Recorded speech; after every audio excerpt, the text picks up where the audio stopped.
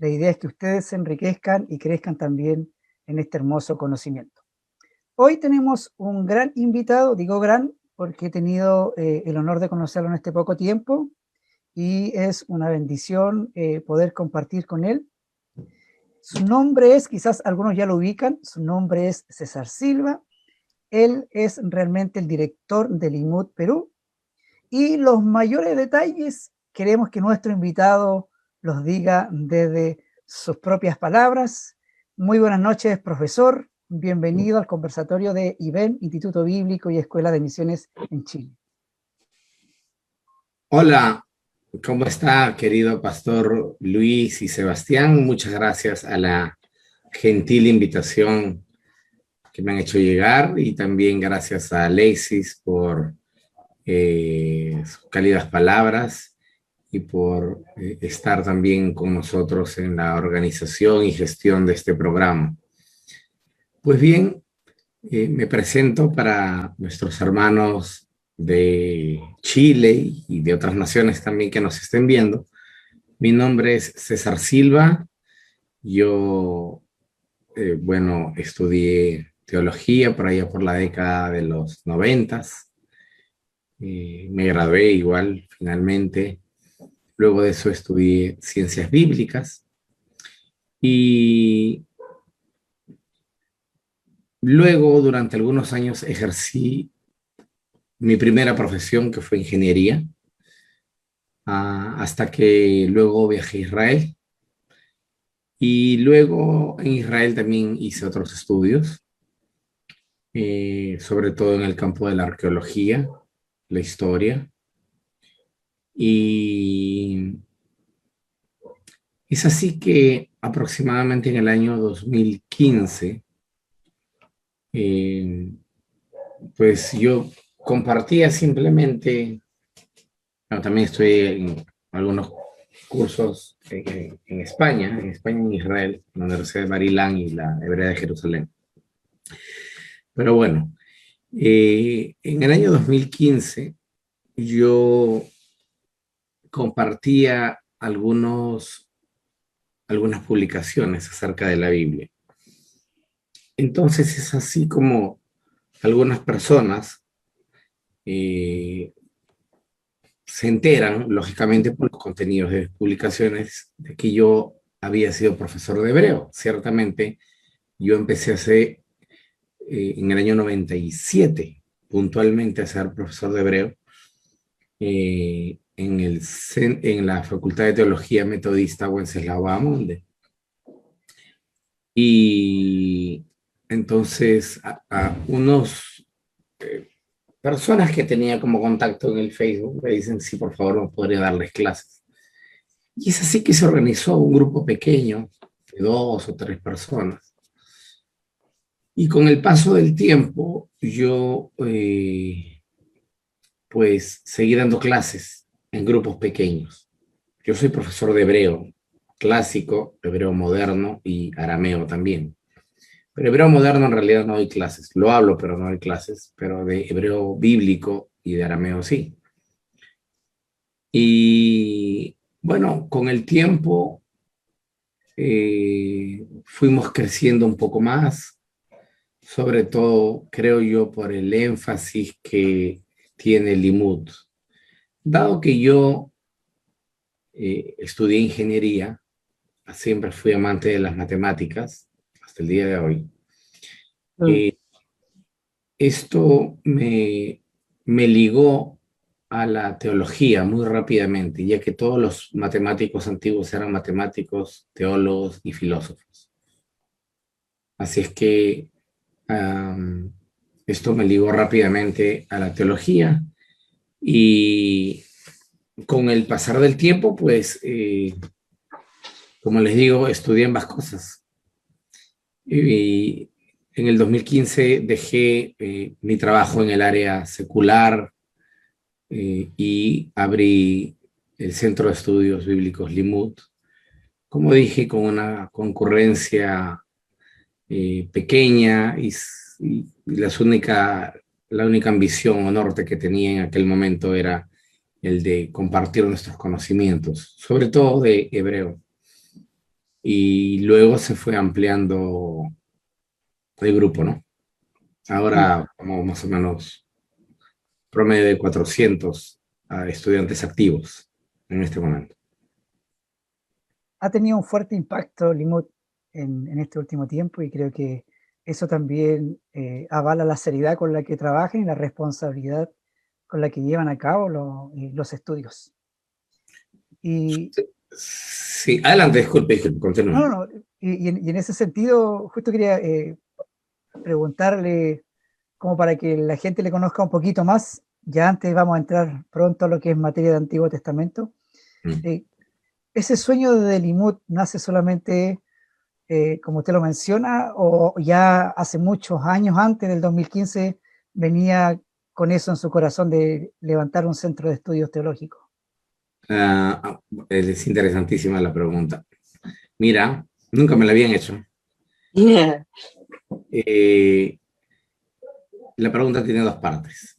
Primero, eh, yo nunca había pensado en, en formar un centro de estudios, bueno, no en el último tiempo, pero sucede que cuando yo estudié ciencias bíblicas, que fue después de que terminé teología, estudié 3 años de ciencias bíblicas, fue con el profesor Moisés Chávez.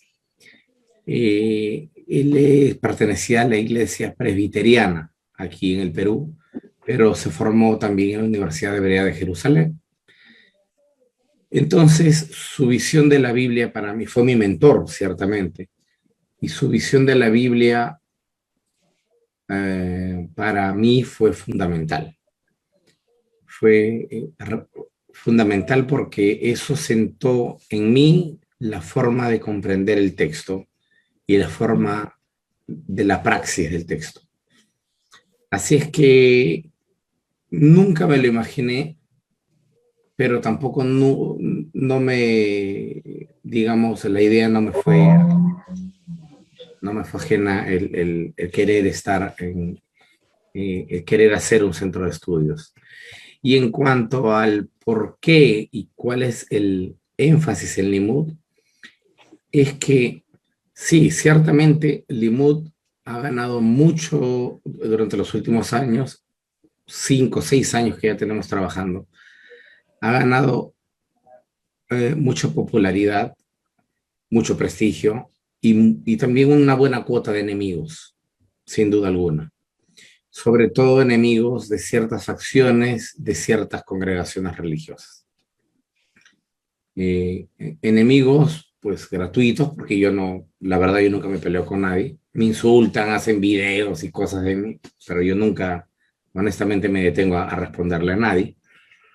Y, pero gracias a Dios son muchísima más la gente que nos quiere, la gente que nos estima y que nos aprecia. El énfasis del Limud es académico, no confesional. De tal manera que en Limud lo que nos une es el estudio de la Biblia, el estudio académico de la Biblia. Poner las ciencias, sus protocolos, su metodología,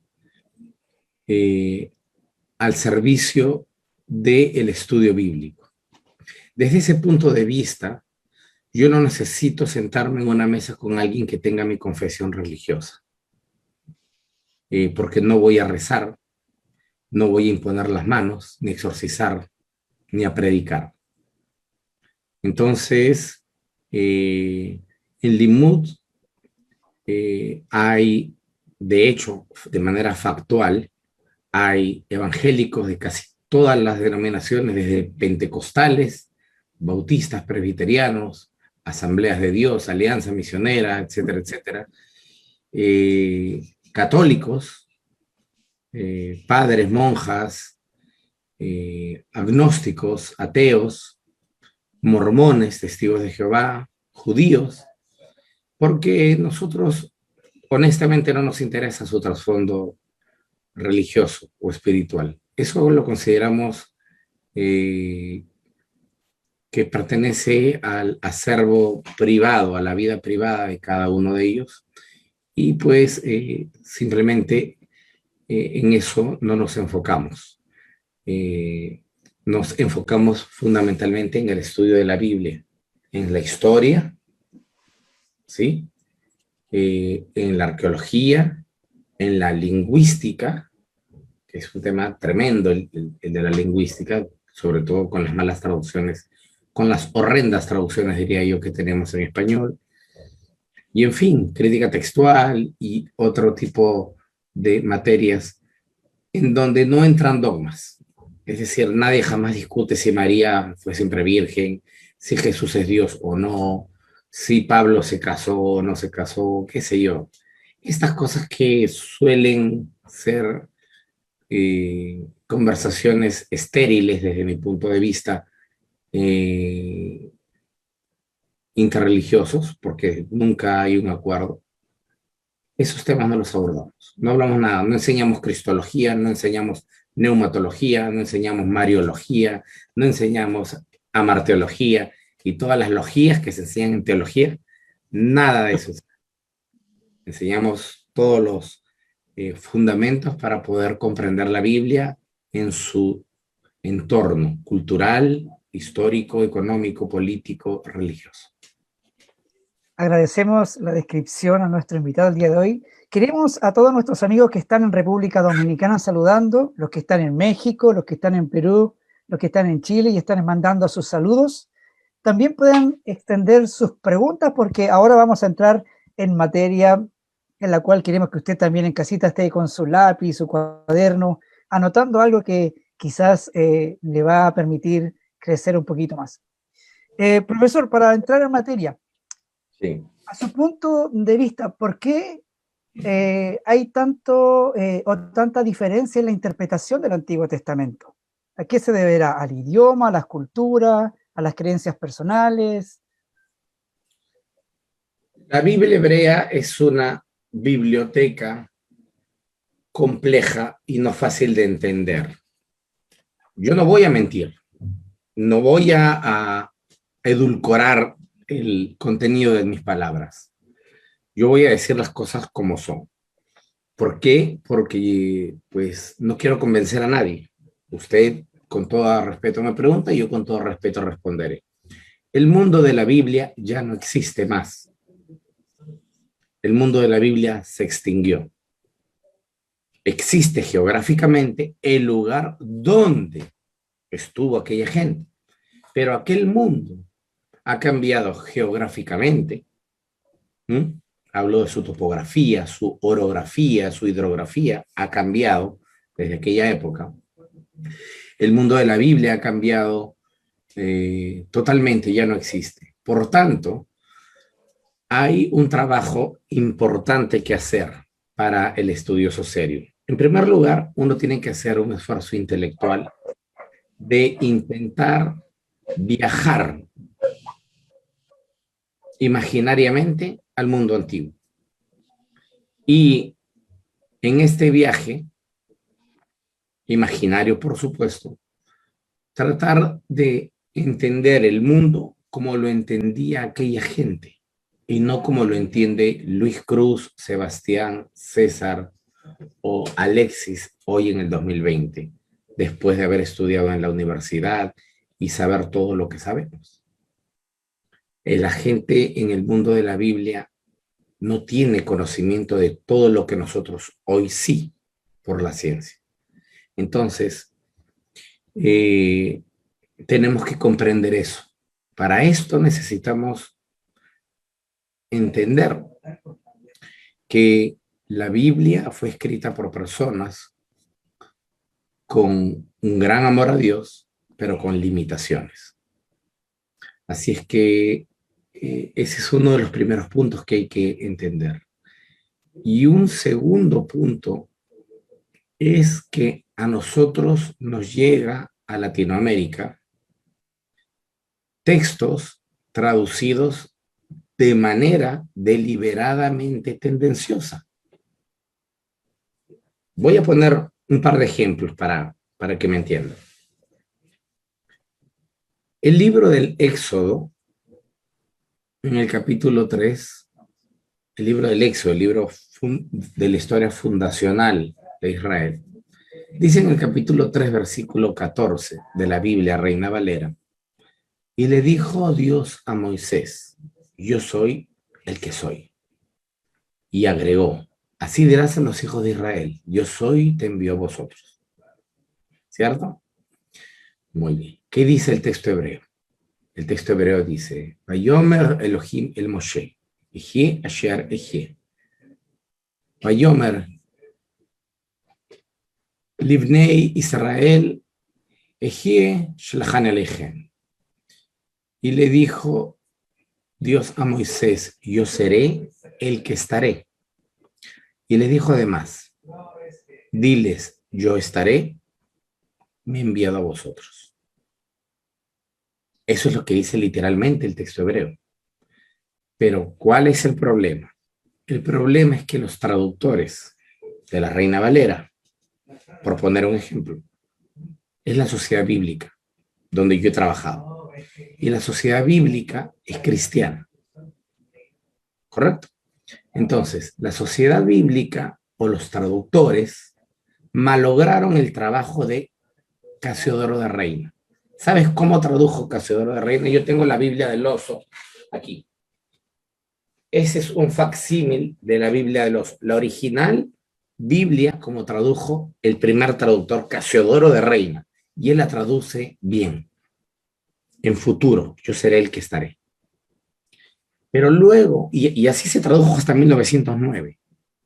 Pero luego, en 1960, iluminados traductores o revisores dijeron, vamos a ponerle yo soy el que soy. ¿Y con qué autoridad lo hicieron? Con la de ellos. Pero lo hicieron porque querían que haga match, es decir, que se una a los varios o variados yo soy de Jesús en el Evangelio de Juan. Yo soy la luz del mundo, yo soy el Cordero de Dios, yo soy la verdad, yo soy la puerta. Entonces, antes que Abraham fuese yo soy, todos esos yo soy propios del Nuevo Testamento querían trasladarlos al Antiguo Testamento. Entonces, sin mediar un acto de honestidad, porque aquí tiene que ver la honestidad intelectual, no hablo de honestidad económica o algo así, sino la honestidad intelectual, cambiaron el texto, porque cambiando el texto de Éxodo 3:14 y poniéndolo como yo soy, entonces me sale ya recién mi ecuación, Jehová igual Jesús, y puedo mantener mi dogma, Jesús es Dios. Pero para eso han tenido que retorcer el texto, desnaturalizarlo. ¿Entiendes? Bueno, ejemplos como este hay muchos en la Biblia hebrea. ¿Por qué entonces al lector común no se le hace simple la lectura de la Biblia hebrea y por eso que siempre al nuevo convertido lo mandan a leer Mateo o Juan? ¿Por qué? Porque la gente con más experiencia, pastores, maestros, ancianos, presbíteros, saben que la Biblia hebrea es un libro que tiene una llave para poder entrar y no todos tienen esa llave. Hay que conocer, si es posible, un poco del idioma. Hay que conocer, si es posible, un poco de historia. Y hablo de historia, no del relato bíblico, porque el relato bíblico intenta contar una historia o intenta armar una historia ideal, que no es lo mismo. Una cosa es la historia factual, como sucedieron los eventos, y que podemos demostrar a través de historiógrafos de la época y a través de registro arqueológico. Y otra cosa es la historia como yo quisiera que hubiera sido. Y así la escribo. Y en muchos aspectos la Biblia hace esto. Esto no significa que esté mintiendo, no me vayan a malinterpretar, mis queridos hermanos. Esto no significa que la Biblia esté mintiendo. Esto significa que hay que entender y hay que entender ¿cuál es la naturaleza de los libros de la Biblia y para qué se escribieron? En primer lugar, la Biblia no se escribió para hacer un libro de historia. La Biblia se escribió como relatos fundacionales de diferentes clanes que se unen en un evento de anfictionía o unión común con la finalidad de darles en ese texto un origen común, darles cohesión e identidad, porque todos ellos se pelean entre sí. Está en la Biblia hebrea. Se pelean entre sí porque no todos tienen el mismo origen. Claro, cuando tú lees Génesis te dice que todos vienen de 12 hijos y de Jacob, pero acaba de leer Isaías o acaba de leer los demás textos para que veas que no tienen el mismo origen, tienen diferentes orígenes y que es como casi cualquier pueblo de la antigüedad, un collage, una hermosa y rica mezcla de diferentes pueblos y que eso contribuye a su identidad, pero que también genera disputas por diferentes tipos de creencias o intereses. Y estas disputas se tienen que acabar, creen los autores, haciendo de todos los clanes un padre común, con la finalidad, insisto, de generar una cohesión y una identidad común entre todos estos clanes. Entonces, el tema es un poquito más complejo de lo que uno esperaría. No es simplemente abro Génesis y empiezo a leer y estoy leyendo historia. La Biblia como tal no es un libro de historia. ¿Contiene relatos y segmentos históricos? Sin duda que sí, pero no es que la Biblia tenga naturaleza del libro de historia. Dentro de lo que también se enfoca en las ciencias bíblicas, profesor, hay algo que pocas veces se toma en cuenta o quizás ni siquiera se menciona, que tiene que ver quizás con la geografía.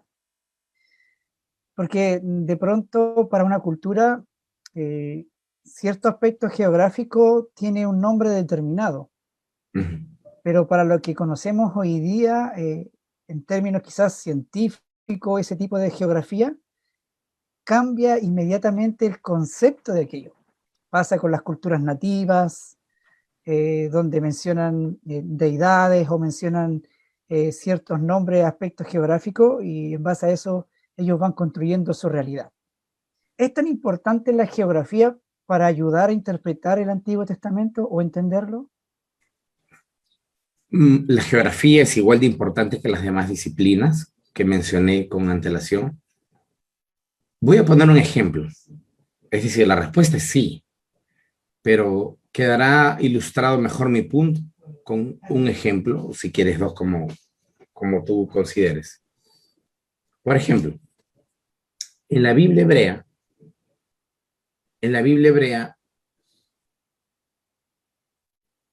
cuando se menciona el desierto como parte de la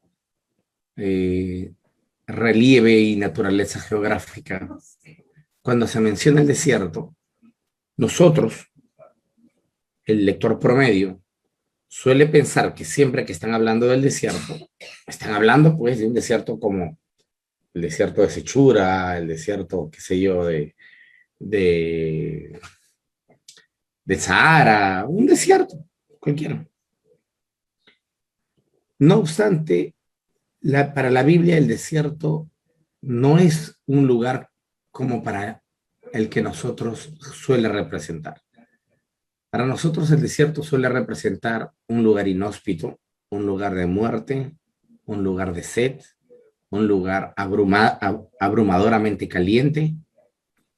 En pocas palabras, un lugar en el que no quieres estar. ¿No? ¿Quién quiere estar en un desierto? Nadie. No hay agua, no hay vida, no hay árboles, pero para la Biblia el desierto es el mejor lugar del mundo. En la Biblia el desierto es el lugar donde Yahvé encuentra a Israel. Lo dice en Jeremías, lo dice en Oseas capítulo 2, Oseas capítulo 9, yo te hallé en el desierto. Lo dice en Ezequiel. Y entonces, en el ADN de los antiguos habitantes de Canaán o Israel, el desierto era extremadamente importante. Entonces, cuando nosotros entendemos que ellos son gente del desierto, ellos son beduinos, y te lo dice en claro en muchos pasajes que ellos crían cabras, ovejas, corderos, y estos pastan en el desierto. Hay regiones pequeñas en donde llevan ahí los pastores hasta el día de hoy sus ovejas. Estos son beduinos que tienden sus carpas o sus tiendas en el desierto. Son gente que durante milenios ha vivido en el desierto y sabe cómo vivir allí. Y por tanto, para ellos el desierto es su hábitat. No es lo que para nosotros, los de la ciudad, con un internet y una computadora enfrente, es el desierto. Entonces tenemos nosotros que las teofanías o las apariciones de Dios se suelen dar en el desierto. Moisés solo, caminando en el desierto de Madián, ve una zarza ardiendo. Y Dios le dice, quítate las sandalias que el lugar donde estás es santo. No está en Jerusalén, ojo, está en Edom, pero le dice, este lugar es santo. Quítate los zapatos, pero está en el desierto. Tienes lo mismo cuando se le presenta a Abraham, cuando se presenta con Jacob, cuando Elías está en problemas con el rey Acab y Acab lo va a matar, le dice, ve y escóndete en el desierto. Tienes a Juan el Bautista, que vive en el desierto. Tienes a Jesús de Nazaret yéndose 40 días al desierto. ¿Para qué? ¿Por qué? Tienes a toda la comunidad de Qumran, que aproximadamente en el año 200 antes de Cristo, una gran cantidad de sacerdotes del templo de Jerusalén abandonan la comodidad y lujo del templo para irse a vivir al desierto. ¿Por qué al desierto? Tiene que haber un porqué. No son locos todos estos tipos.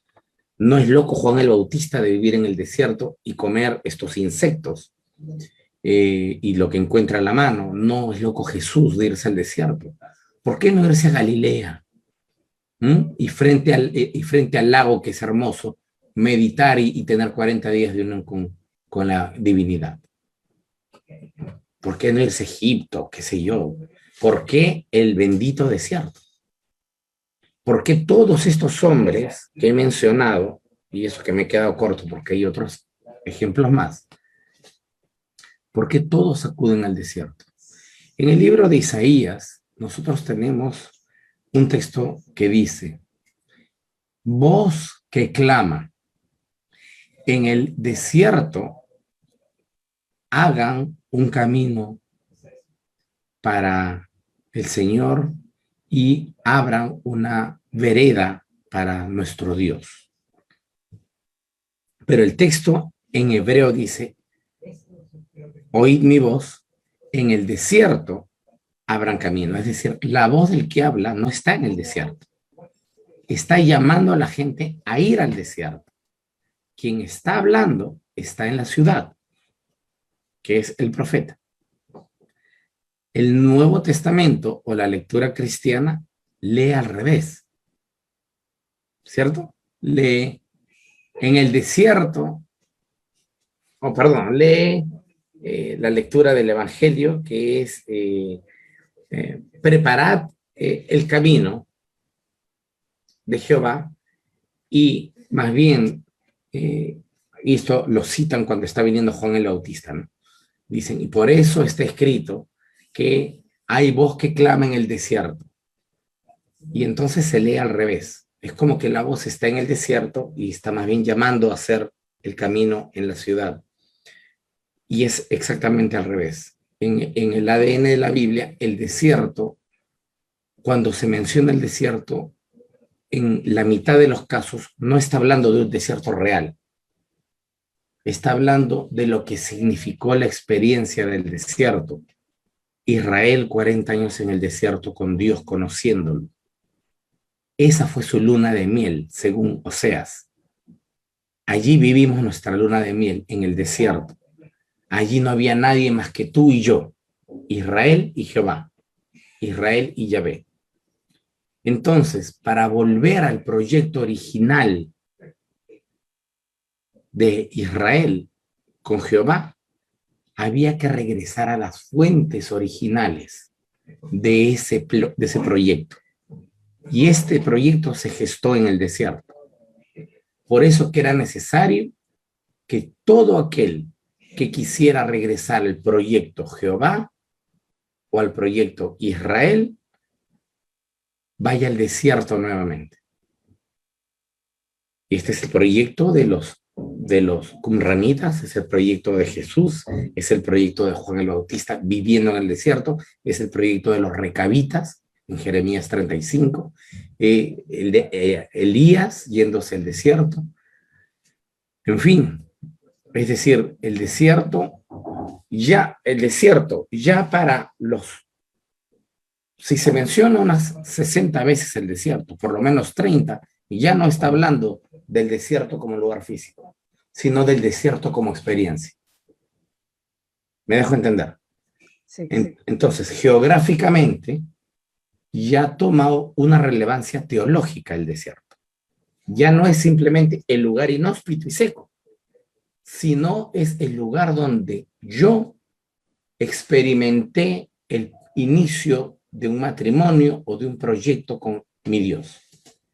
Y ya pasa a tener una relevancia. Y ya la palabra desierto, en muchos casos en el Antiguo Testamento, ya no significa el lugar, significa la experiencia. Yo quiero ir al desierto. O cuando Jehová le dice a Israel, a través del libro de Amós, capítulo 9, deberías regresar al desierto. No les está invitando a que se vayan de nuevo al desierto, sino deberías pensar nuevamente en cómo empezó nuestro proyecto. Interesante observación de cómo el aspecto geográfico le da un sentido también a la interpretación del texto. Tenemos una pregunta de nuestros amigos que están escribiendo en el muro, y hay una pregunta de Iván Gacitúa que dice: respecto a los autores de los libros del Antiguo Testamento, específicamente del libro de Isaías, ¿es posible hablar de más de un autor, quizás un segundo Isaías? Si así fuese, ¿cómo se logra la unicidad del texto? Bien, el libro de Isaías no es más legítimo o menos legítimo porque hayan habido 2 o 3 personas en su formación. Eso tiene que quedar de plano, tiene que quedar claro. Hay gente que piensa que es más santa o más piadosa diciendo, no, hubo un solo Isaías. Eso no tiene nada que ver. La Biblia se constituyó durante un largo periodo de tiempo. Y durante ese largo periodo de tiempo, los libros experimentaron capas redaccionales y editoriales.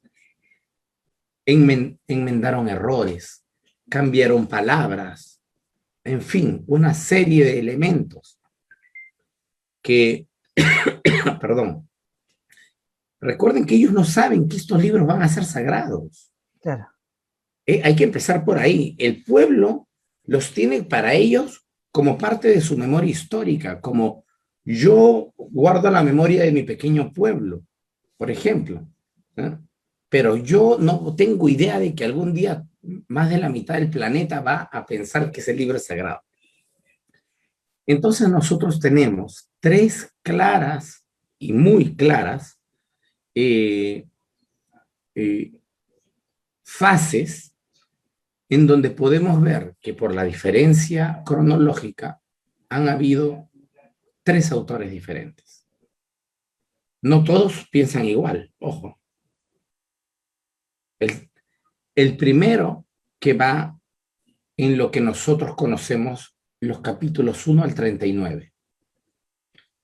que podríamos llamar el primer Isaías, el verdadero, el fundador, o como quieran. Isaías, hijo de Amoz,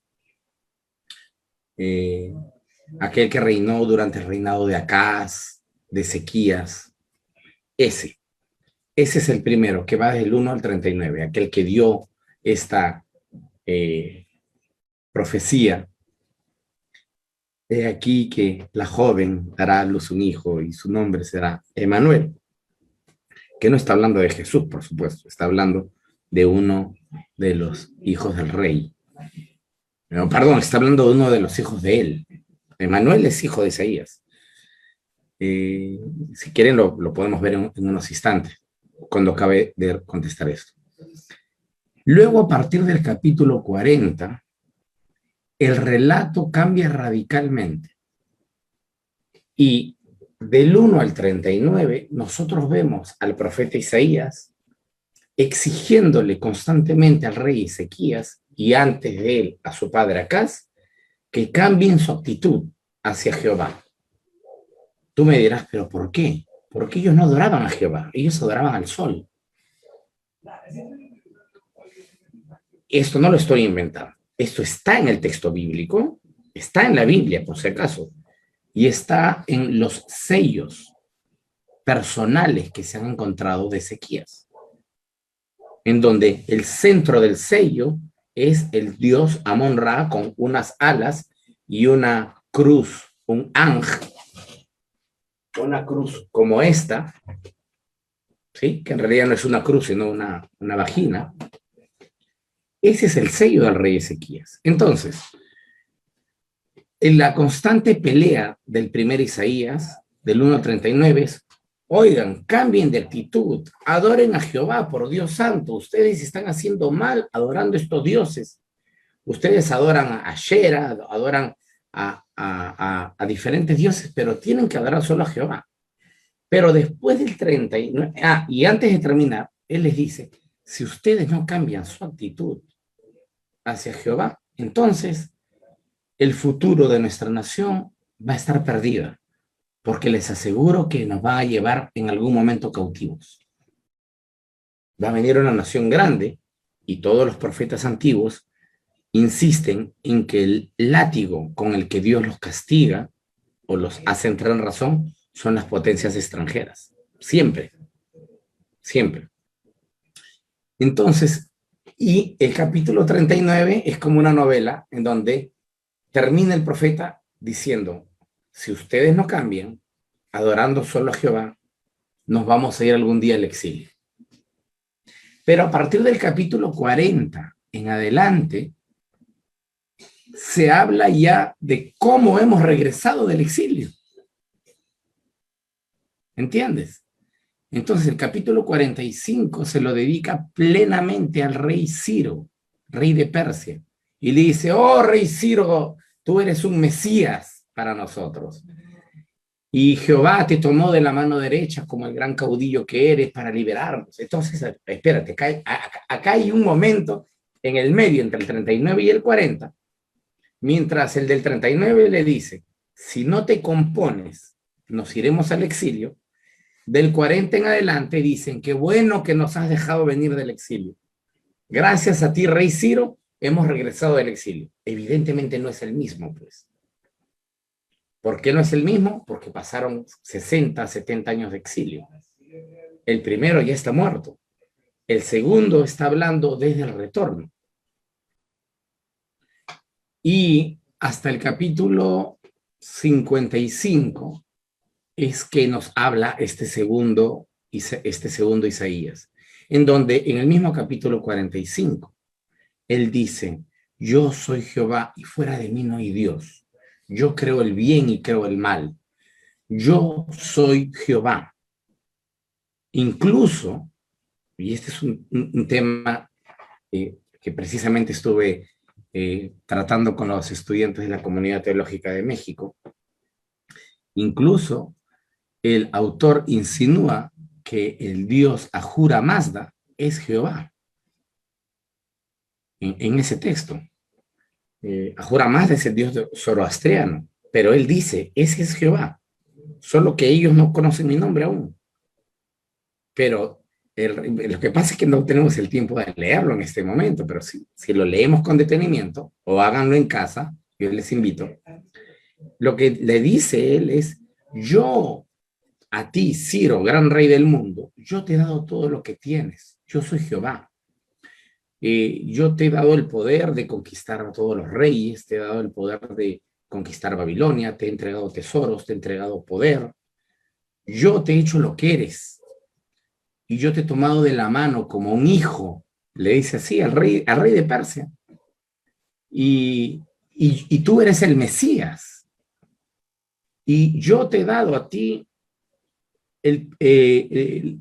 la tarea de liberar a Israel, y eso que tú todavía no conoces mi nombre. Y porque yo soy uno, y mira cómo cierra magistral este autor. El segundo autor pero se hubiera ganado el Nobel de Literatura si viviera en nuestra época. Al final termina diciendo, por si las dudas, porque a ver si alguien se confundió, pero si ese rey adora a Ahura Mazda, ¿cómo vas a decir tú que es Jehová quien le ha entregado todo? Y al final cierra diciendo, yo soy uno solo, Jehová, desde donde sale el sol hasta donde se pone, desde donde sale hasta donde se apaga, yo soy el único que creo el mal y creo el bien. Fuera de mí no hay otro Dios. Entonces, lo que está intentando decir este segundo autor es: aquel Dios que ellos conocen como Ahura Mazda, ese es Jehová. Solo que aún no conocen su nombre de Jehová. Nosotros sí lo conocemos. Pero esa es la afirmación del autor. Y a partir del capítulo 56 al 66 tenemos a un autor aún más audaz. Y este tercer autor plantea un nuevo proyecto. En este nuevo proyecto, todos, judíos y no judíos, podrán entrar al templo y a la presencia de Jehová.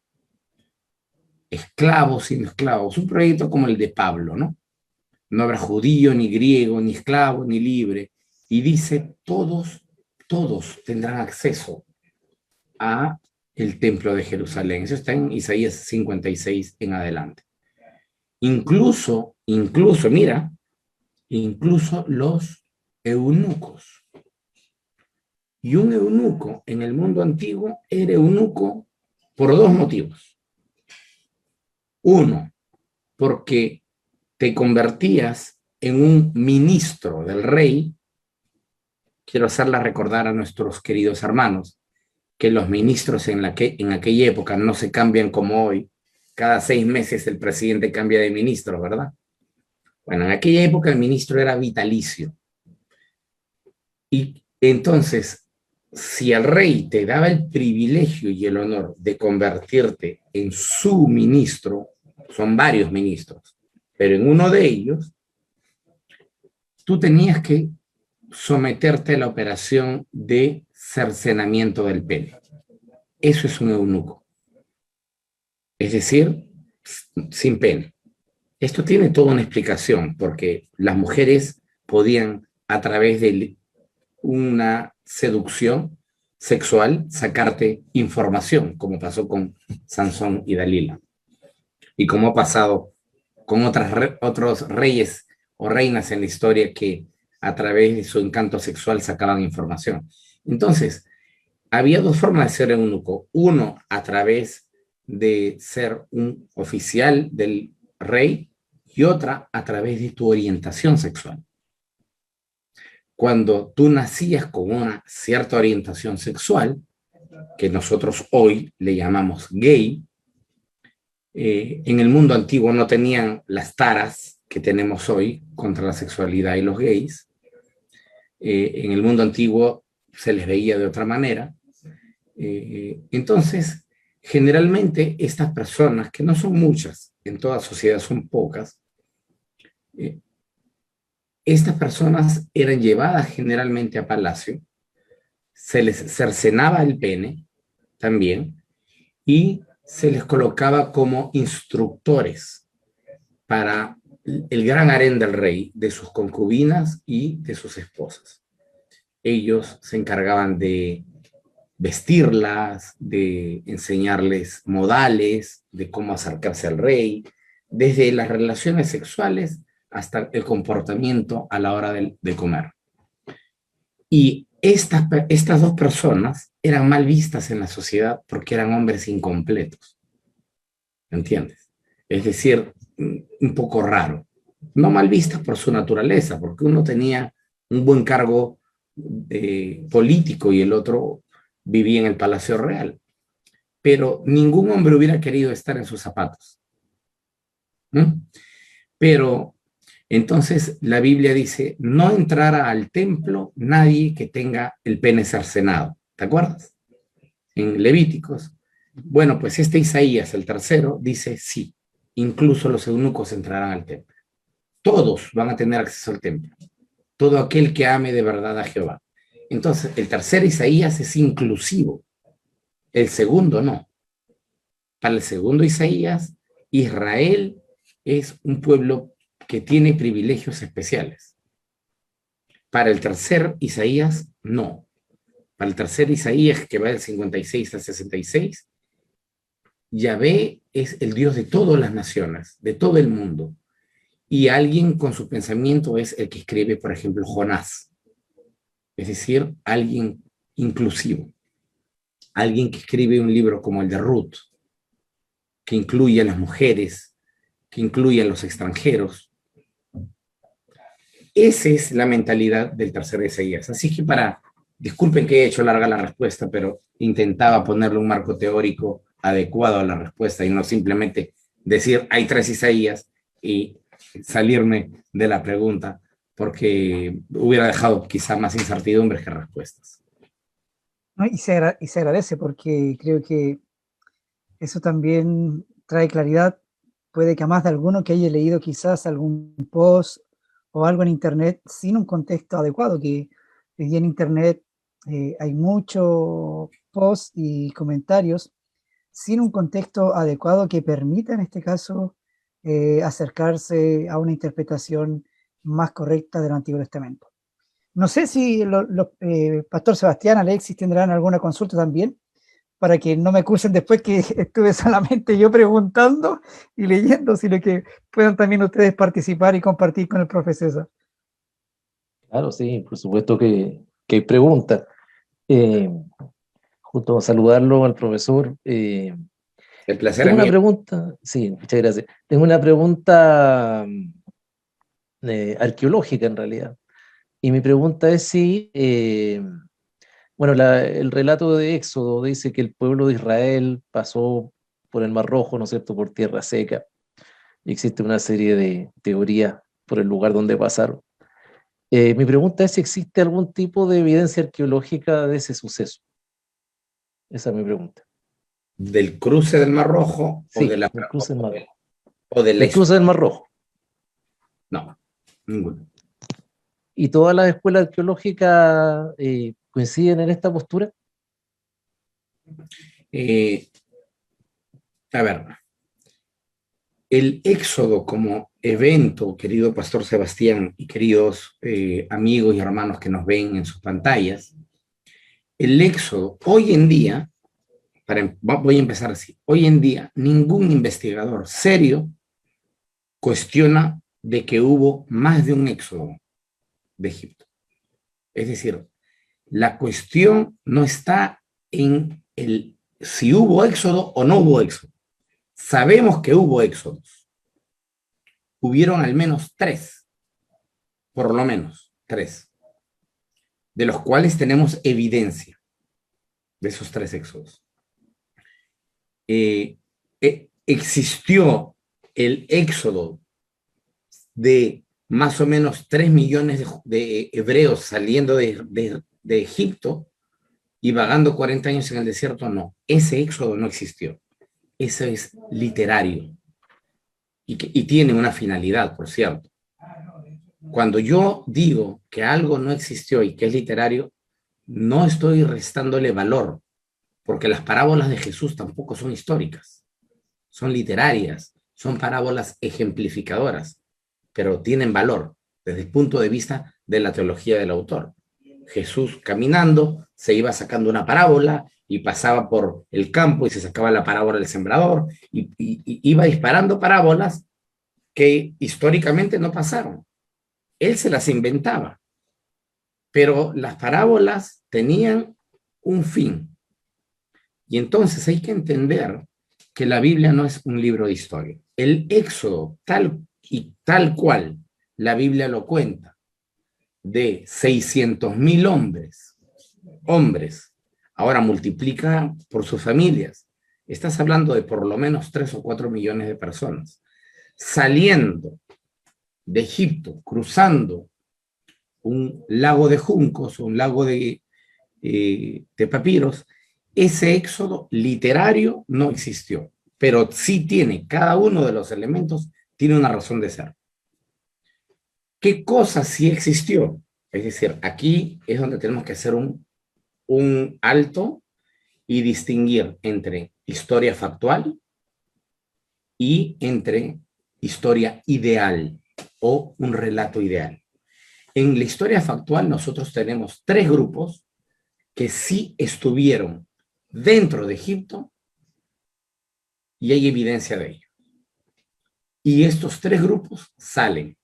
Primero, tenemos a un grupo de sacerdotes. Cuando entra un rey llamado Akenatón, Akenatón hace toda una revolución social y religiosa. Los sacerdotes del rey anterior eran los sacerdotes de Amón, con M de mamá, Amón.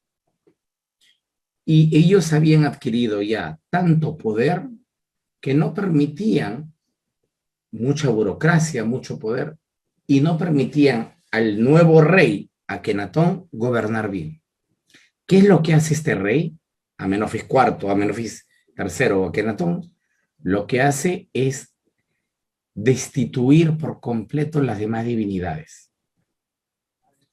No es monoteísmo, porque él no declara que no existen, declara que son dioses menores y que a partir de ese momento se iba a adorar al dios Atón, con T de Teresa, Atón.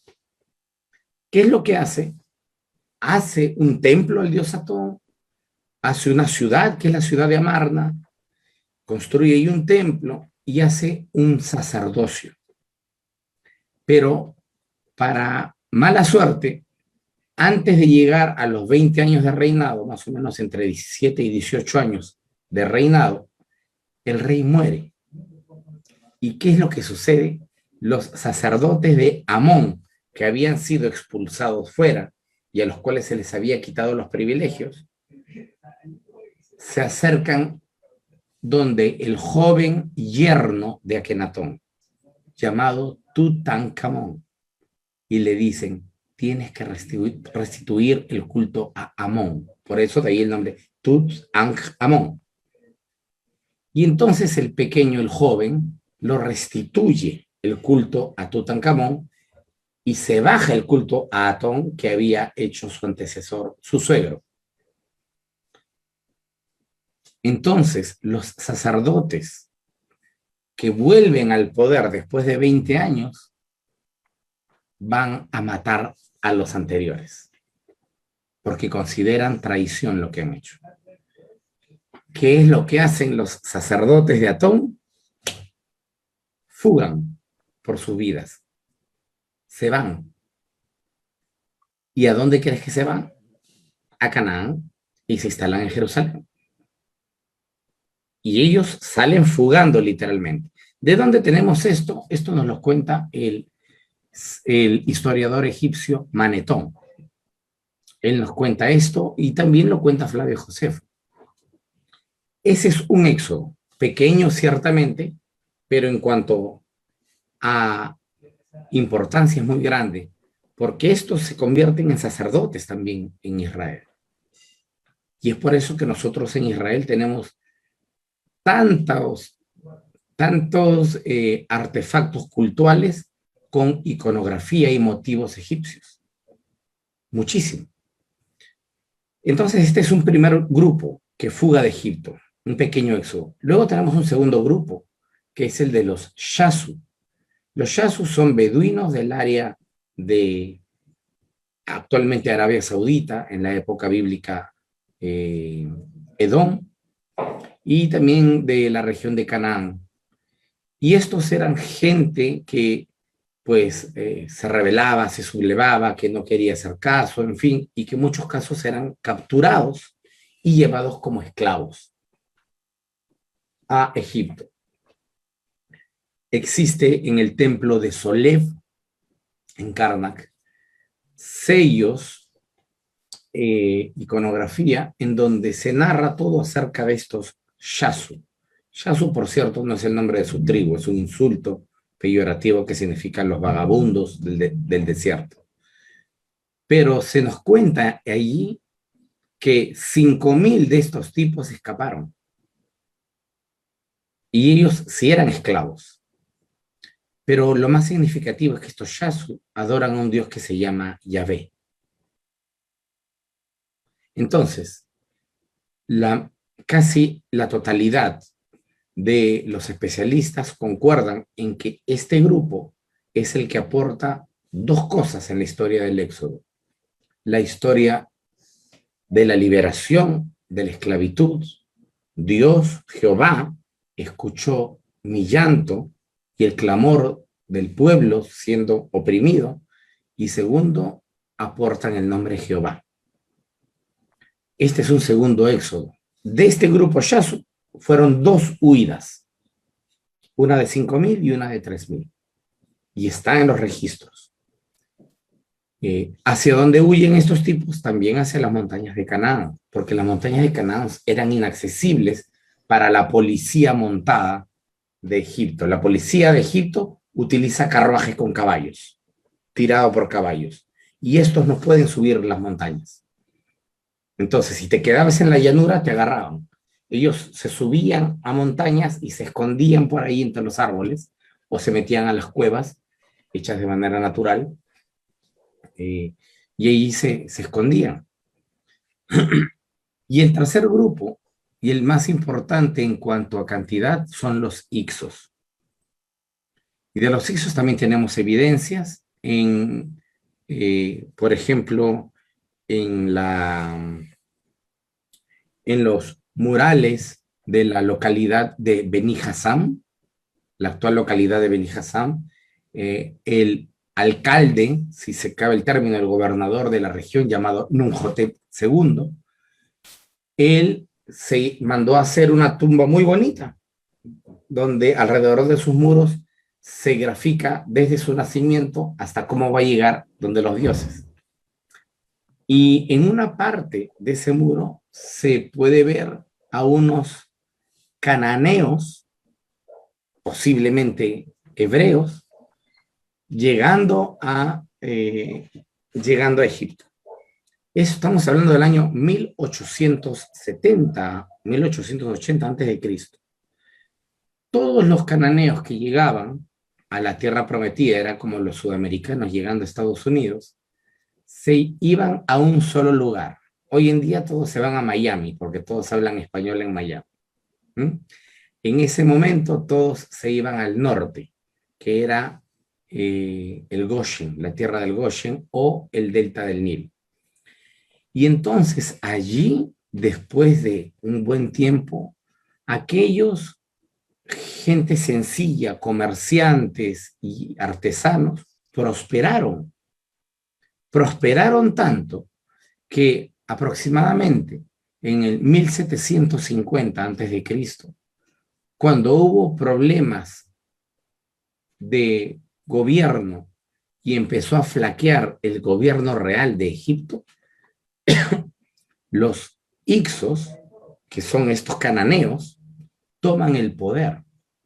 Y por primera vez en la historia de todos los faraones, unos extranjeros gobernaban el país. Esto es casi como que la migración latina a Estados Unidos íbamos migrando, migrando y tenemos 70, 80, 90 años de migración y un día un latino llega a ser presidente de Estados Unidos. Esto era impresionante, totalmente impresionante, porque por primera vez en la historia de los faraones, del país faraónico, extranjeros sucios, así los llamaban los egipcios a los cananeos porque usaban barba. Así que el pastor Sebastián, yo, e incluso, bueno, los 4 que usamos barba, nos hubieran visto mal los egipcios, les cuento. A ellos no les gustaba, ellos se afeitaban todo completamente.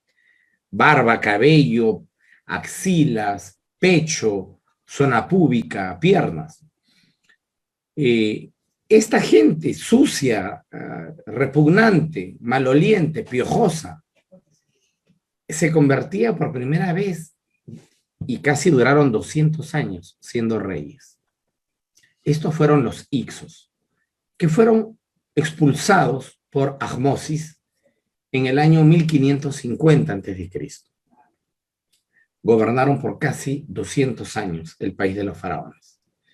Y nuevamente tenemos a Akenatón, el historiógrafo más sobresaliente que tenemos de origen egipcio, y además tenemos una cantidad impresionante de murales que cuentan esto en Egipto. Yo estaba en Egipto, por si acaso, no lo digo por simplemente un documental de Discovery. Hay una enorme cantidad de relieves que nos cuentan esta historia, cómo fueron expulsados los Hicsos, y no solo expulsados, sino incluso su memoria fue manipulada y maltratada. A los reyes Hicsos les cortaron la nariz, los deformaron, etc. Entonces hay evidencia de 3 éxodos. De esos 3 éxodos, los 3 acaban yéndose a Canaán, lo que sería Israel. Y de estos 3 tenemos huellas en la Biblia también.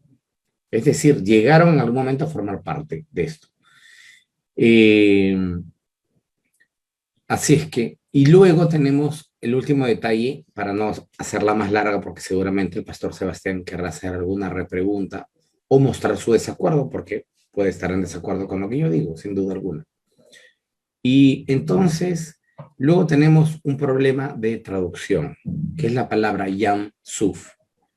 Y la palabra Yam es una palabra que se utiliza para mar o para lago, para cualquiera de los dos. ¿Sí? En el hebreo bíblico. Hoy en día sí hay palabras diferentes para mar y lago. Hoy en día Yam es el mar, no lago. Para lago hay otra palabra que es Agam. Pero para la época de la Biblia solo había una palabra para cualquier gran masa de agua. Entonces, la Biblia dice que ellos cruzan el Yam. Hasta ahí no sabemos si es mar o si es lago. Pero luego le agrega un adjetivo y es Suf. Y Suf es una palabra egipcia. Stuf en egipcio significa papiro. Ese papiro largo, esas cañas largas que crecen a la orilla de los lagos y con las cuales se fabrican el papiro. Y no es una palabra de origen hebreo, es un préstamo lingüístico. Entonces, un Yam Suf es un mar de cañas o un lago de cañas de papiro.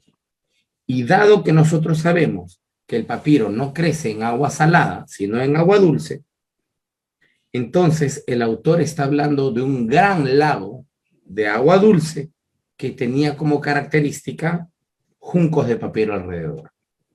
¿Es posible que por ahí haya salido alguno de los 3 grupos? Completamente posible. Por supuesto que sí. Y a nosotros nos dan traducciones horrorosas, como dije. Entonces nos ponen Mar Rojo, y el Mar Rojo es otra cosa. Si te das cuenta en el mapa, el Mar Rojo es otra cosa. Y luego nos ponen la película de Charlton Heston, la pasan cada año religiosamente durante los últimos 50 años, y entonces todos creemos que de verdad están cruzando un mar, como el Océano Pacífico, y no hay nada más alejado de la realidad. El texto hebreo jamás menciona un mar, menciona un lago. Así es que no hay ningún tipo de evidencia del cruce, no hay evidencia de 3 o 4 millones de hebreos viviendo 40 años en el desierto. El ser humano siempre deja desechos donde ha vivido. Por eso es que arqueológicamente podemos saber su comportamiento, su dieta, sus preferencias, sus hábitos, porque el ser humano deja huellas. Mira, viviendo 6 meses en un lugar, un arqueólogo te dice cuáles son tus hábitos. A esta persona le gusta el pollo o no le gusta por los huesos de pollo. A esta persona le gusta leer porque dejaste o no dejaste libros. A esta persona es amante de los ejercicios porque ve de repente mancuernas para hacer pesas, qué sé yo. Pero en base a tus pertenencias, te pueden describir, esta persona tenía dinero porque esta ropa es fina, o esta persona era pobre porque sus zapatos están viejos y desgastados y no los cambió. Se puede sacar una enorme cantidad de data de los registros arqueológicos. Ahora, 40 años en un desierto, 3 millones de personas. ¿Tú tienes idea la cantidad de registro de huellas, de basura que hubieran dejado? La cantidad de fogatas apagadas, la cantidad de huesos de comida que hicieron, sandalias gastadas. De hecho, la Biblia dice algo muy interesante. Dice que de los que salen de Egipto, ninguno entra a la tierra prometida. Todos mueren en el desierto. ¿Cierto? Dice que los únicos que entran a la tierra prometida son los que han nacido en el desierto en esos 40 años. Entonces, deberíamos encontrar al menos 3 millones de osamentas, pues. Bueno, 2, una rebaja. No hay nada. No hay, simplemente no hay. Entonces, sostener que el éxodo, tal como lo cuenta la Biblia, es histórico, me parece, desde mi punto de vista, me parece que es aferrarse a una lectura caprichosa, sin evidencias, y que evidentemente la persona que lo sostiene no ha entendido la naturaleza del relato. No ha entendido que este relato tiene un valor enorme, no deja de tener valor ni deja de ser palabra de Dios porque esto no haya ocurrido.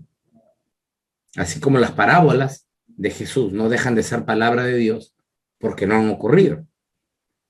Están allí, pero están allí para que aprendamos a interpretarlas como la interpretó el pueblo para el cual fue escrita.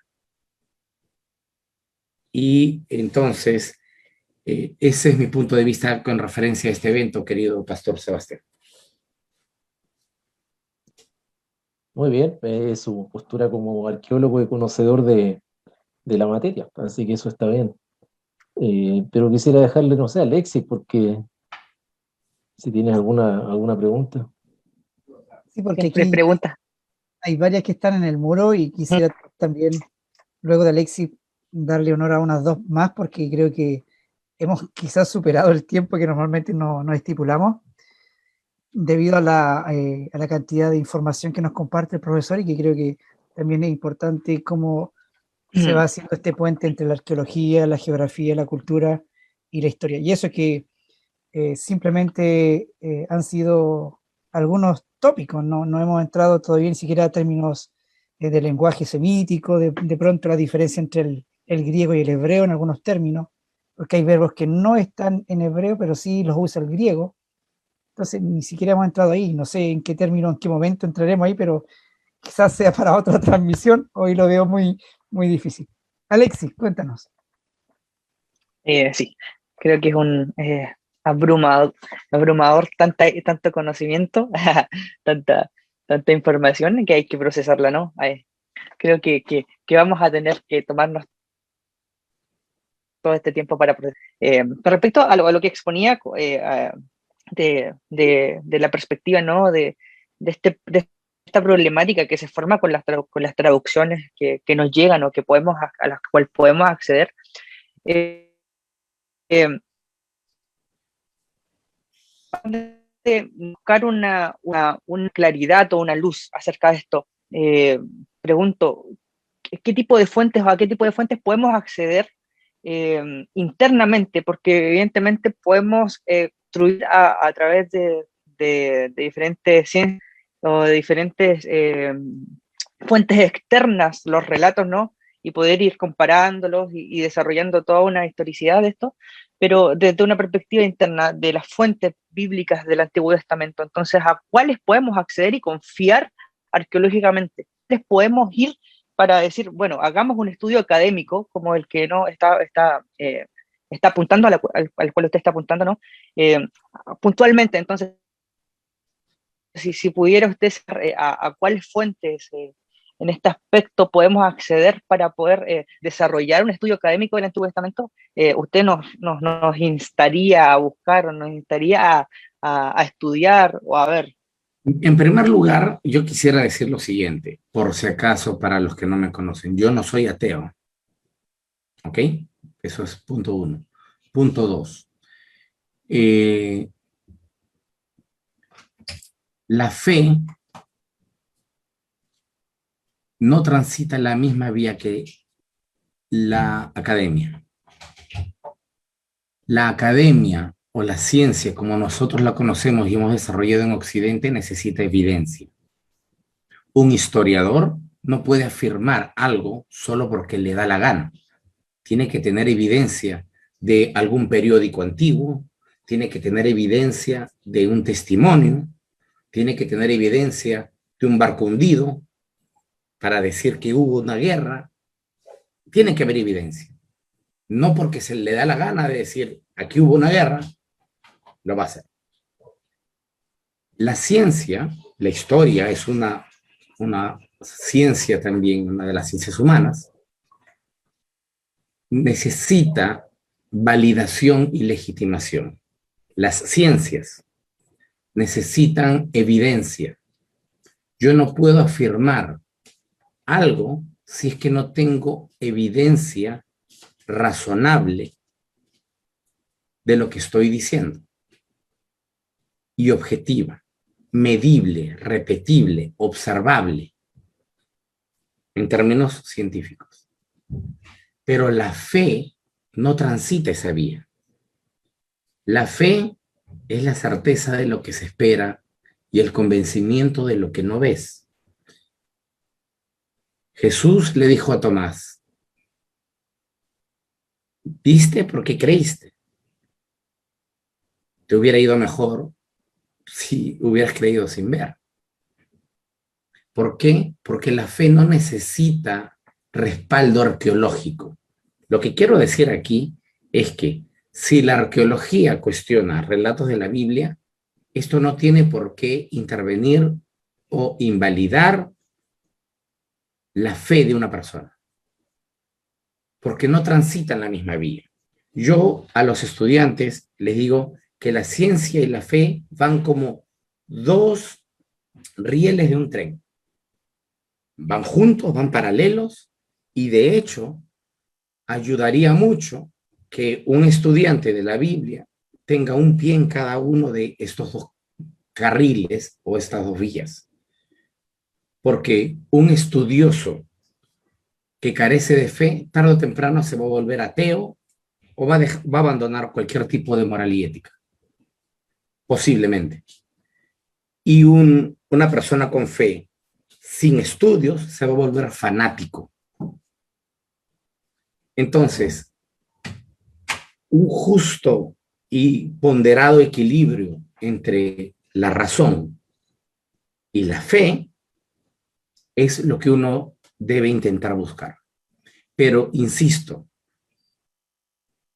la fe no necesita de una validación ni arqueológica, ni lingüística, ni de ninguna otra naturaleza.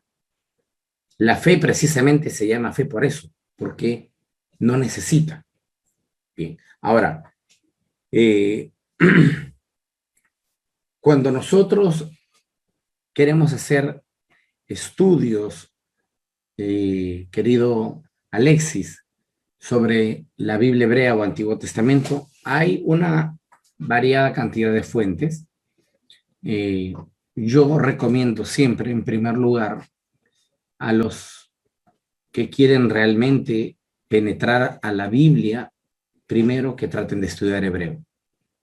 Donde sea y donde quieran, no en Limud con nosotros. Claro, si lo hacen con nosotros, va a ser mejor, ¿no? Y nosotros vamos a estar muy contentos. Pero lo pueden hacer de manera autodidacta si no tienen dinero. Lo pueden hacer. La cuestión es que lo aprendan.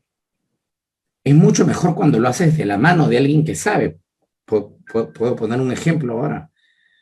Pero primero es entrar al idioma. Bueno, no quiero aprender hebreo, pues soy bruto para los idiomas, me dice alguien por ahí. Ok, no te enfades, ¿no? Entonces no aprendamos idiomas. Ok, dejemos el hebreo de lado. Pero intenta buscar entonces fuentes autorizadas para poder estudiar. Por ejemplo, se puede visitar hoy en día todos los museos gratuitamente y online. Aléjate lo más que puedas de personas que no muestran evidencias ni credenciales de lo que hacen. Hace 10 años atrás, un caballero que estoy seguro debe haber tenido o lo debe haber hecho de buen corazón, no lo sé, hizo un documental casi fantástico. Su nombre es Michael Root y todo el pueblo evangélico desde Norteamérica, desde Canadá en el norte hasta el sur de Chile, aplaudió porque él había encontrado las ruedas del carro del faraón. Me imagino, si ustedes tienen algún tiempo leyendo la Biblia o en la religión o en la fe, recordarán estos episodios. Hoy en día, él mismo está avergonzado porque esa prueba no era real. Claro, desde acá, desde Perú, desde Chile, la gente cree, pero no se trata de meter una cámara debajo del agua y decir, miren, encontré la rueda del carro del faraón. ¿Ustedes creen que es fácil excavar en Egipto haciendo arqueología submarina o arqueología terrestre? ¿Ir disfrazado de Moisés como lo hacía él? No, tiene que estar detrás de ti una universidad. No lo hace Juan Pérez porque le da la gana. Lo hace una universidad y aparte de esto, atrás de ellos está la Autoridad de Antigüedades de Egipto. Y lo mismo pasa en Israel. Yo no voy a ir con mi pala y mi pico a Israel a hacer huecos. Me meten preso al instante, me voy a la cárcel. Para eso hay que pedir licencias y te asignan una universidad. Tienes que asociarte a la Universidad de Hebrea, a la Universidad de Barilán, a la Universidad de Tel Aviv o una universidad extranjera que vea que los procesos y protocolos de arqueología se están cumpliendo, que registren hasta la última pieza encontrada y quien está contigo todos los días son 2 o 3 personas de la Autoridad de Antigüedades de Israel. ¿Me entiendes? Es decir, esto no es un juego que yo alquilo mi bote y meto una cámara submarina y digo, ya encontré las ruedas del carro de Faraón, como lo hizo creer este personaje a innumerables y millones de personas ingenuas, llenas de fe, pero ingenuas. Claro, lógicamente al final te pide una cuota para que él siga excavando, ¿verdad? Tal como lo han hecho ahora último con un video del Monte Sinaí, diciendo que ya encontraron el Monte Sinaí, y al final te dicen, sigue apoyándonos en nuestras excavaciones, y no han hecho ninguna excavación. Eso me parece muy bajo. A esas personas uno debe de alejarse. Hay que seguir a arqueólogos de profesión, personas que se dedican a esto, si quieres saber algo desde el punto de vista arqueológico. Al arqueólogo, les cuento, no le interesa tu fe. La arqueología es una disciplina tan independiente como la medicina o la arquitectura. Al arquitecto no le interesa de qué fe eres tú. El arquitecto contrata y hace los planos de tu casa y la construye sin importar que seas budista, evangélico o católico. Igual lo hace. es su profesión. El arqueólogo, hay gente que dice, no, es que este arqueólogo no es creyente, este arqueólogo sí es creyente. No, no, no, así no se maneja la cuestión. El arqueólogo sigue protocolos establecidos previamente y no descubre algo para matar la fe de alguien o para elevarla a un nivel más alto de espiritualidad. Y bueno, pues tratar de buscar libros buenos para leer. Libros buenos para leer como los que se editan en Editorial Trota, Editorial Sígueme, Ediciones Cristiandad, Editorial Siglo XXI. Libros serios. Esa sería mi recomendación, querido Alexis. Disculpa si di un poco de vueltas, pero me pareció importante dejar claro que la fe no está asociada a los eventos históricos o a los eventos arqueológicos. Que algo haya o no haya sucedido no tiene nada que ver con la fe de una persona. Son eventos absolutamente distintos. Gracias por su respuesta, profesor.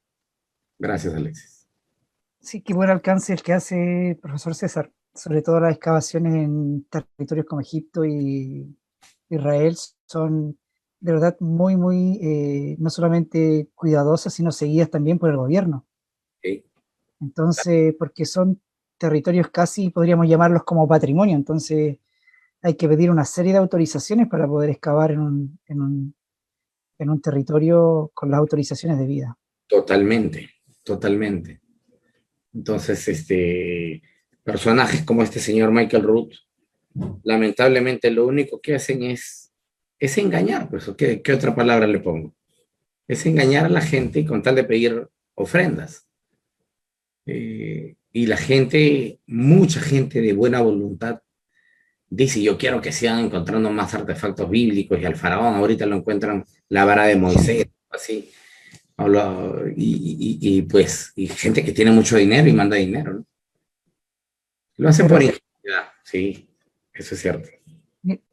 Nos quedan pocos minutos para terminar, profesor César, pero en honor a estos hermanos que están viendo y hicieron una pregunta, si les podemos ayudar a contestar estas preguntas que ellos también con mucho entusiasmo lo han hecho. Pablo González escribe si le puede explicar acerca de su interpretación del Emanuel que menciona Isaías. Sí, claro, por supuesto. ¿Tienen Biblia para que me ayuden también ustedes? Vamos aquí. Por supuesto que sí. Entonces, y a los compañeros que nos están viendo también les invito a que saquen su Biblia y nos vamos al profeta Isaías y nos vamos al capítulo 7. A ver, empezaré esta brevísimo explicación diciendo lo siguiente. Nuestra confusión, ¿dónde nace? Nace porque nosotros solemos leer la Biblia hebrea en clave cristiana. Y nos han dicho que el Nuevo Testamento ilumina al Antiguo y que si no hay Nuevo Testamento, el Antiguo Testamento se queda inconcluso y no se entiende. Y eso es absolutamente falso. El Antiguo Testamento y el Nuevo Testamento, cada uno se para sobre sus propios pies. Entonces, como nosotros tenemos la cita de Mateo, por eso fue llamado Emanuel, y él cita este texto, sacándolo de contexto, por supuesto, que utilizando una técnica llamada relectura contextual, así como yo me siento, imagínate que yo salgo a la calle de mi casa y veo a mi vecino muy triste porque se enfermó de coronavirus. Entonces yo digo, ¿qué le digo? Ya sé yo. Y le digo, hermano, Jehová es nuestro pastor y nada nos faltará. En lugares de delicados pastos y le recito. Él se va a poner muy emocionado y va a decir, bueno, gracias, amén. Pero la pregunta es, ¿realmente el salmo fue escrito para mí y mi vecino con coronavirus? No. Lo que yo he hecho es una relectura. he leído el Salmo 23 en un nuevo contexto para aplicarlo a una nueva circunstancia. ¿Ok? Eso es lo que hace el Nuevo Testamento. Pero el texto surge en un contexto específico. Y eso es lo que debemos entender. En el capítulo 7, versículo 14 del libro de Isaías dice así: por tanto, el Señor mismo les dará una señal. Quiero que se fijen en cada palabra. Por tanto, el Señor mismo les dará una señal. Subrayen, miren la palabra señal. La joven, no dice virgen. Bueno, mi Biblia dice virgen porque es una Reina Valera, pero el original hebreo no dice virgen, dice la joven, dice ha-alma. Y una alma es una joven. Betulá es virgen. La joven concebirá y dará a luz un hijo, y le pondrá por nombre Immanuel. Pero ahí no acaba el texto. Vamos a seguir leyendo. Miren la evidencia o las características que ella da después de esta profecía.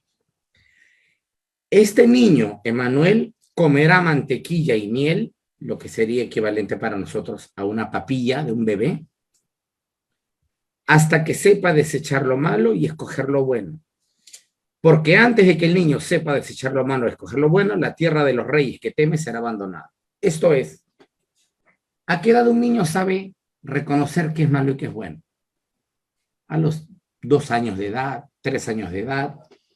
Hasta esa edad dice el texto. Este niño comerá papilla.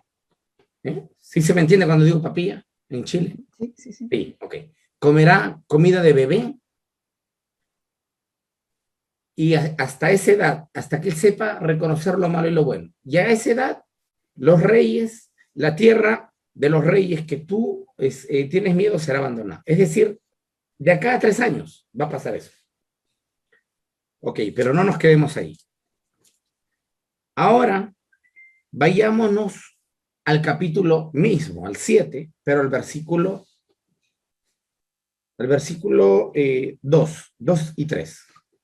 Dice así: y llegó la noticia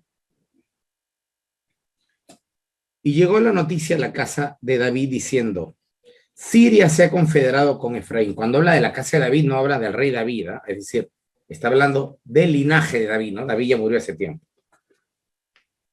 Y se estremeció el corazón y el corazón de su pueblo. Es decir, tienen miedo de que los sirios vengan a atacarlos. Como se estremecen los árboles del monte a causa del viento. Entonces le dijo Jehová a Isaías: sal ahora al encuentro de Acaz. Acaz es el rey. Tú, Shear-Yashub, tu hijo, y váyanse al extremo del acueducto del estanque de arriba, en el camino de la tierra del lavador. Y dile, cuídate, etcétera, etcétera. Entonces, aquí, como ustedes pueden ver, Shear-Yashub es hijo de Isaías. Y Jehová le dice: anda, ve y sal con tu hijo, que se llama Shear-Yashub. Shear-Yashub viene de 2 palabras hebreas, del verbo sha'ar, que significa quedarse, o que a veces significa un resto, y Yashub, que significa volver en tiempo futuro, volverá. Shear-Yashub significa un resto, volverá. Raro que un papá le ponga ese nombre a su hijo, ¿no? Porque no es un nombre, es un evento, es una situación. Un resto del pueblo volverá, así se llama su hijo. Y Emmanuel tampoco es un nombre. Immanuel es la unión de la preposición im y manu, con nosotros. Él está Dios. Immanuel es la afirmación de un evento. Con nosotros está Dios. Ahora vamos al capítulo 8.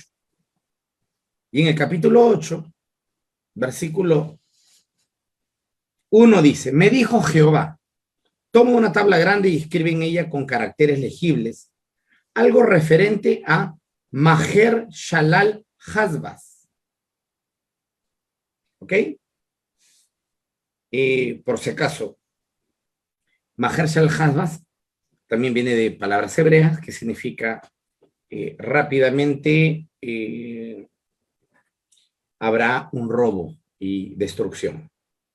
Y junté conmigo como testigos fieles, dice Isaías, al sacerdote Urías y a Zacarías, hijo de Jeberequías. Me llegué, es decir, tuve sexo, a la profetisa es su esposa, la joven de la que habló en el capítulo 7, la cual concibió y dio a luz un hijo, y ya empieza a usar la fórmula del capítulo 7. Y me dijo Jehová, ponle por nombre Maher Shalal Hasbaz, porque antes, y empieza de nuevo, así, ¿se acuerdan que dijo? Porque antes que empiece a comer papilla, porque antes que el niño sepa decir papá mío o mamá mía, será quitada la riqueza de Damasco y los despojos. Es decir, utiliza la misma fórmula con los tres. Pero todavía te queda un poco de duda. Ok, entonces vamos a leer el versículo 18 del capítulo 8. El capítulo 8, 18 dice, he aquí, yo y los hijos que me ha dado Jehová somos señales. ¿Qué le dijo en el 7:14? He aquí que te daré una señal. ¿Se acuerdan? 7:14, que le dije. Acuérdenla. He aquí que los hijos que me dio Jehová y yo mismo somos por señales y presagios en Israel de parte de Jehová de los ejércitos. Es decir, lo que está diciendo aquí es, yo y mis hijos no solamente le estamos anunciando a ustedes lo que pasa, somos una profecía vivas de lo que va a pasar.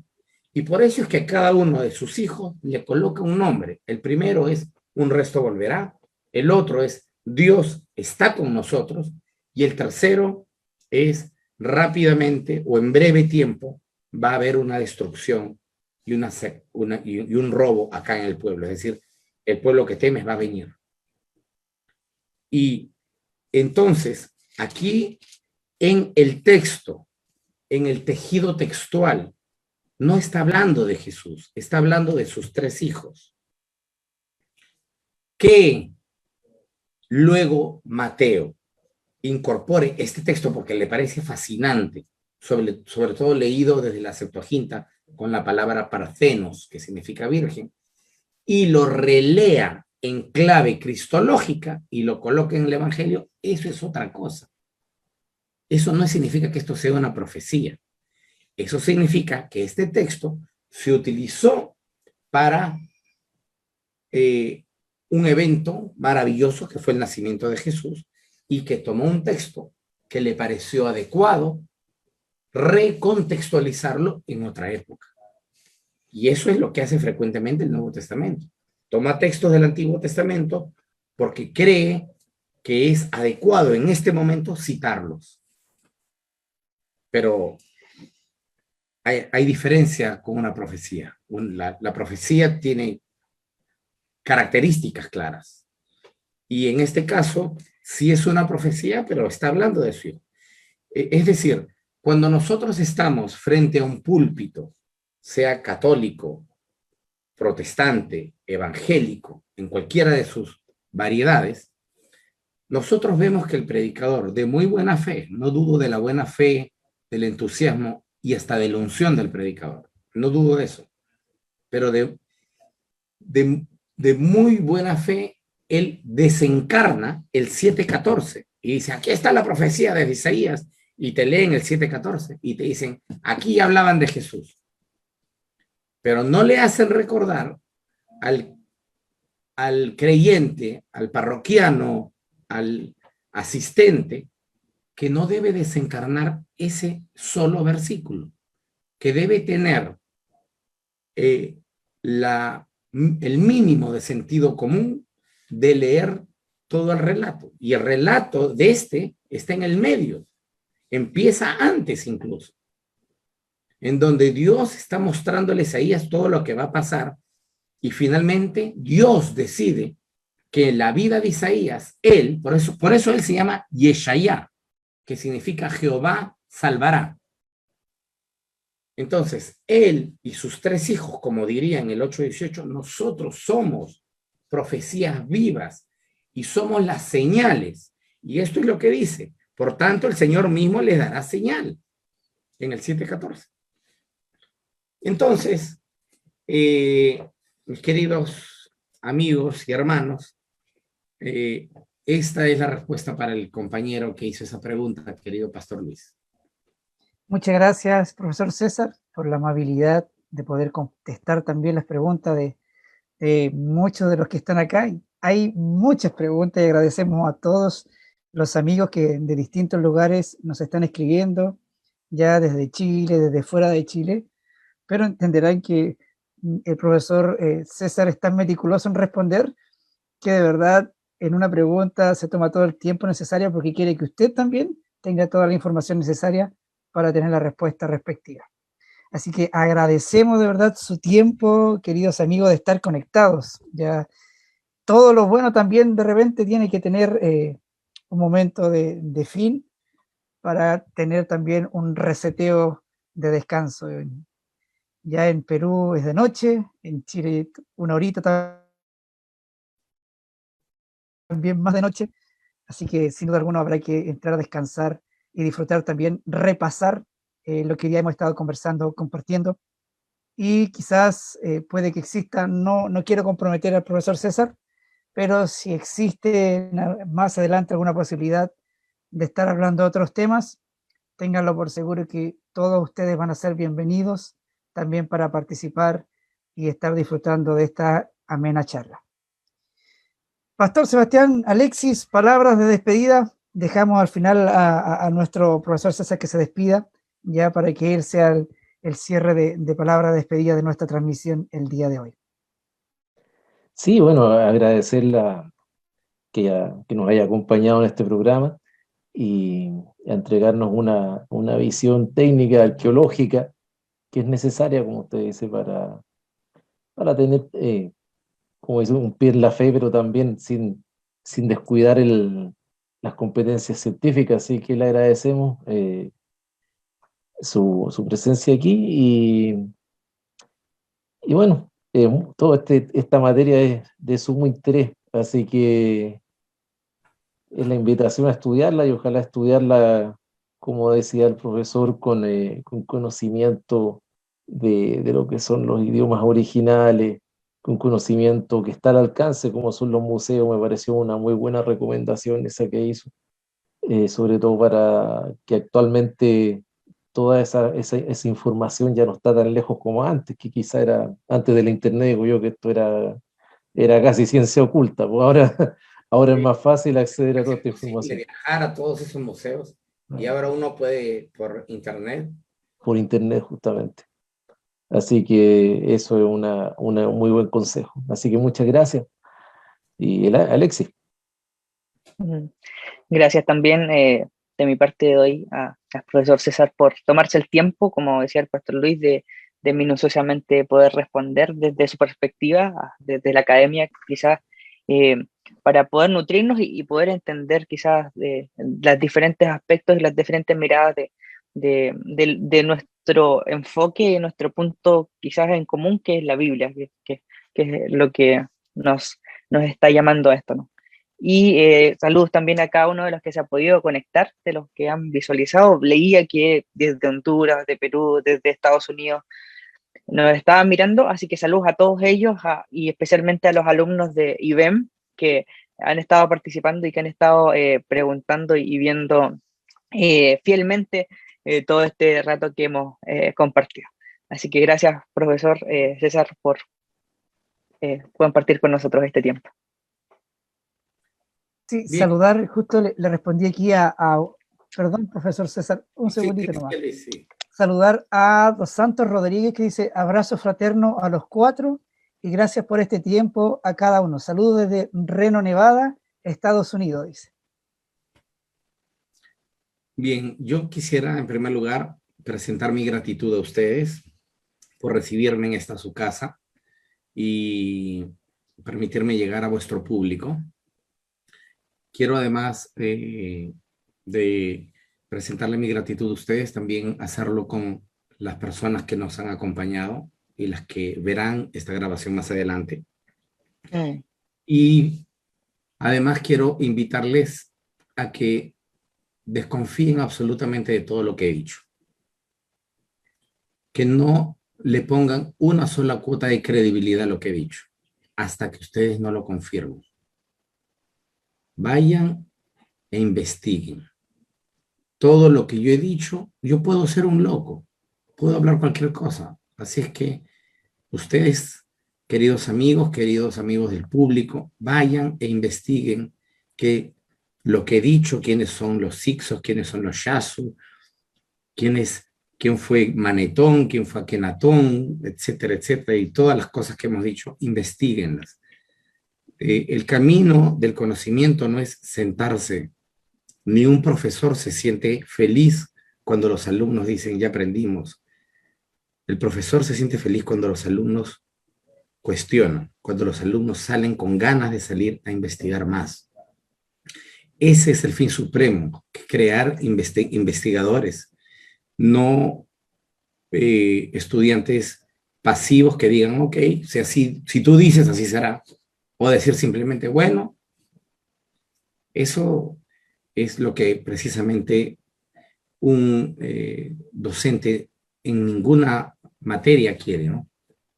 Lo que nosotros siempre deseamos es que pongan en tela de juicio todo lo que decimos y que lo sometan a su propia investigación.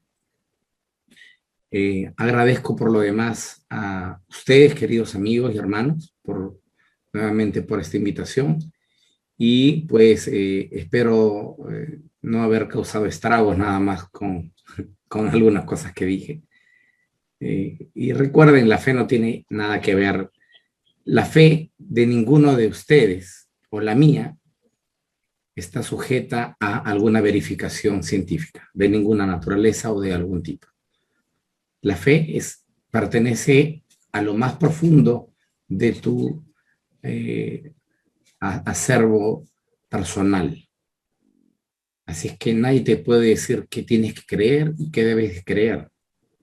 Eres una persona inteligente y tú sabes que tu fe está puesta en Dios o puesta en Jesucristo, y eso no tiene nada que ver con que si cruzaron el Mar Rojo o no. Esos son temas entretenidos, por supuesto, que nos ayudan también a aprender algunas cosas de historia, etcétera, pero no afectan realmente la fe. Muchas gracias a todos. Muchas gracias, profesor César, por la humildad también y el corazón a poder exhortar a los oyentes a que sigan investigando. Le enviamos saludos a Flaco, no sé si Flaco será el nombre, ¿no? Pero voy a mencionar cómo está el nombre ahí en Facebook. Flaco Roby Gámez ya dice, excelente como siempre, profesor César Silva, saludos desde Texas. Gracias. También, Sandrita también, Sandra Sanz, también se pone la camiseta ahí con los compañeros de Limud, dice, y a los alumnos de Limud que estamos acompañando a nuestro profesor. Así que saludos también. Sandrita, hola Sandrita linda, ¿cómo estás? Cariño y abrazo a todos los compañeros de Limud también que están ahí viendo la transmisión. Tenemos saludos desde México, Monterrey, Vicente Guillén Torres, abrazos para Monterrey, y Dani León Hernández, que nos manda saludos desde Pensilvania.